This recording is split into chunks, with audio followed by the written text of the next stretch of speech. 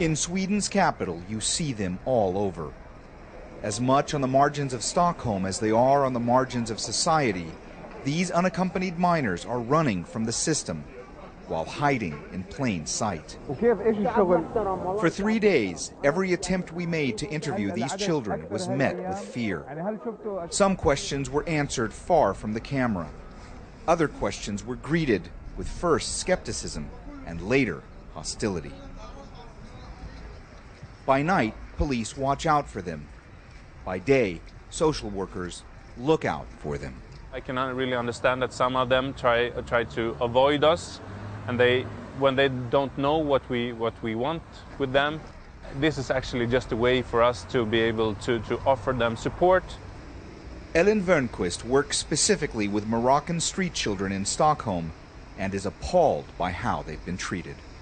She says Sweden has made it much harder for these children to get asylum, that the risk is higher than ever for more to fall into the hands of gangs and traffickers. They end up in this sort of legal limbo where they have no future. They can't make sense of life.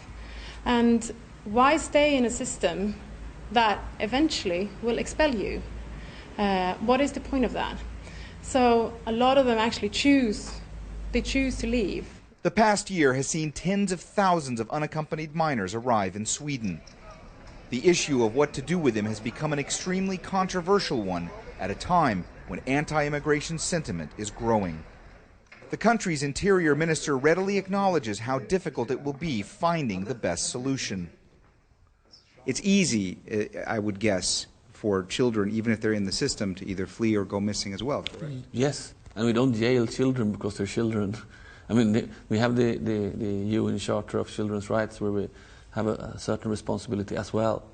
So we have to deal with different children, with different resources and different ages in different ways. Some, he suggests, should be placed in locked detention facilities, like this one just outside Stockholm, where we find Sofian. The 18-year-old Moroccan, whose identity we are hiding for his protection, thought life would get better when he arrived in Sweden 2 years ago and was placed in a refugee camp. I was put in school and I learned a lot of Swedish in a pretty short time, but then I was refused asylum and it was just such a shock. Twice he appealed that decision. Twice more his claim was rejected. Fearing deportation, he ran off. Petty crime, he tells me, was the only way he could make ends meet. They're writing in the papers here that Moroccans are criminals, but Moroccan kids who have to resort to crime aren't getting involved in it to hurt others. They're doing it so they can survive. Words echoed by so many others on the streets of Stockholm. Kids and teenagers who were out of options, having no idea where they should go, even as they try to somehow keep going. Mohammed Jamjoom, Al Jazeera, Stockholm, Sweden.